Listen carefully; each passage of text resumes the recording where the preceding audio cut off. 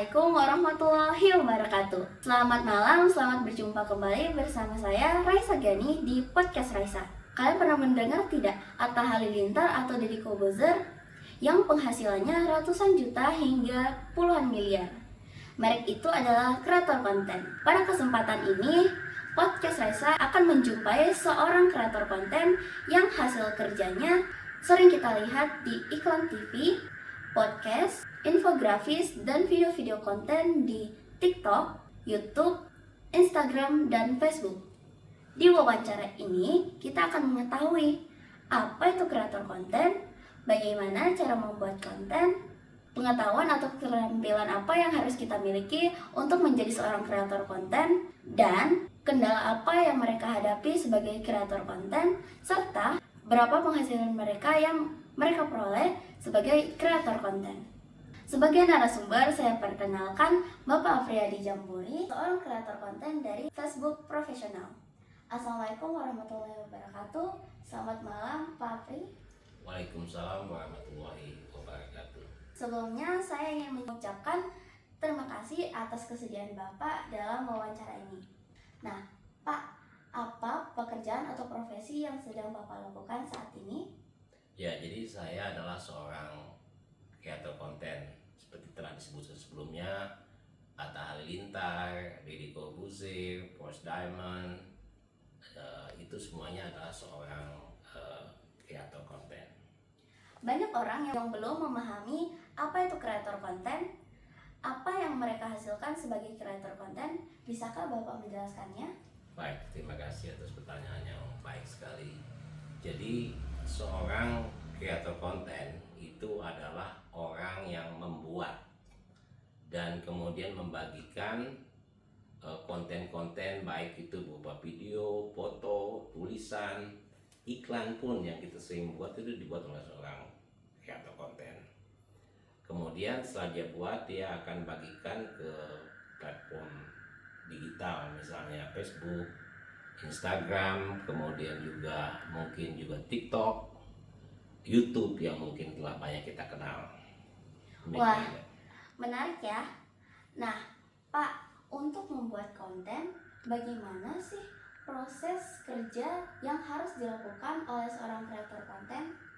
Baik, jadi seorang konten kreator pertama-tama yang dia harus lakukan, dia adalah melakukan riset atau penelitian.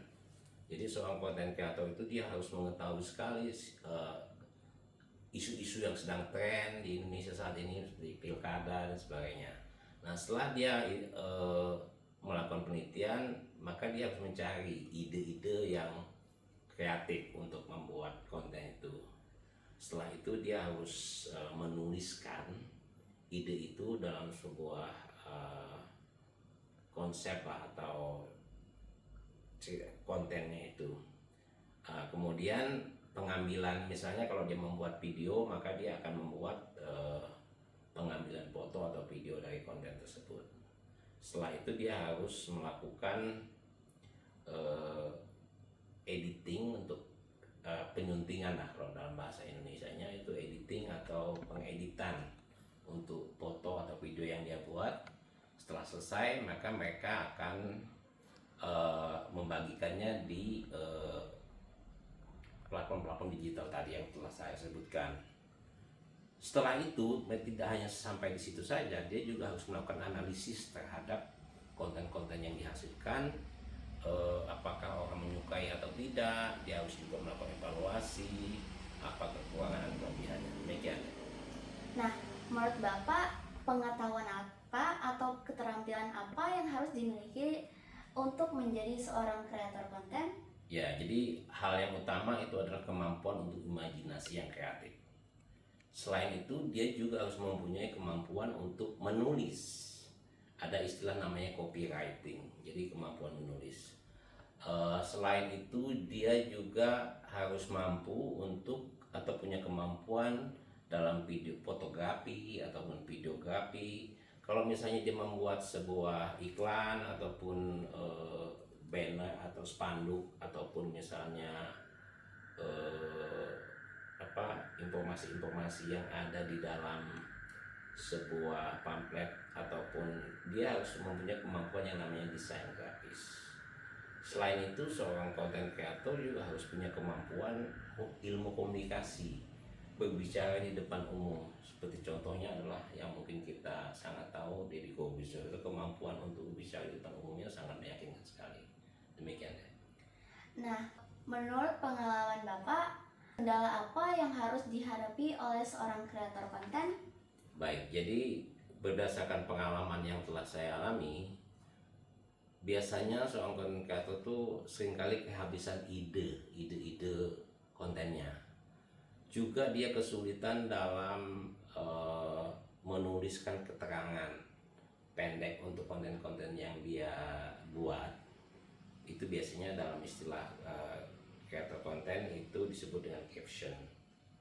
Hal lain itu saat ini di Indonesia ada kurang lebih 174 juta pengguna Facebook, dan mereka sekarang banyak yang beralih menjadi kreator digital di dalam Facebook.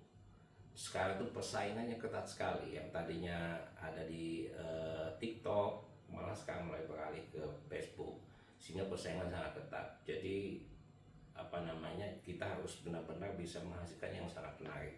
Yang lain itu adalah tentang manajemen waktu. Seorang content creator dia harus konsisten, nah seringkali tidak konsisten. Karena kalau dia tidak konsisten, maka pemirsanya atau pengikutnya karena tidak konsisten dia akan menurun atau hilang lah gitu. Nah, ini menyebabkan dia harus terus menerus membuat konten, dan ini memerlukan waktu yang sangat padat. Jadi dia harus mengelola waktunya dengan baik.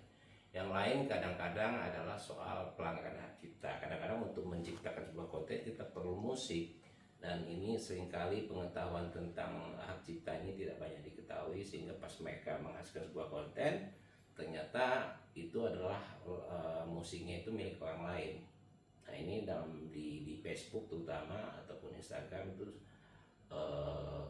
dianggap tidak menghasilkan ya. Jika Bapak berkenan, bisakah Bapak menyebutkan berapa penghasilan yang diperoleh oleh seorang kreator konten? Baik, jadi tadi saya lupa menyebutkan salah satu kendala atau kesulitan yang dihadapi oleh seorang content creator itu adalah penghasilannya itu tidak tetap.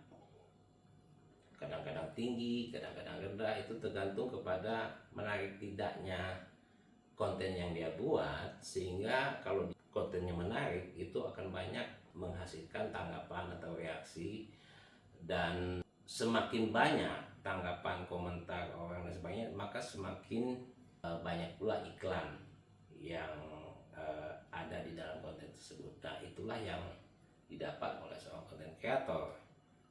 Jadi kalau penghasilannya tidak tetap, kadang-kadang ya kalau berdasarkan pengalaman saya itu ya antara 500 sampai 12 juta, saya malah sampai pernah dapat seperti itu.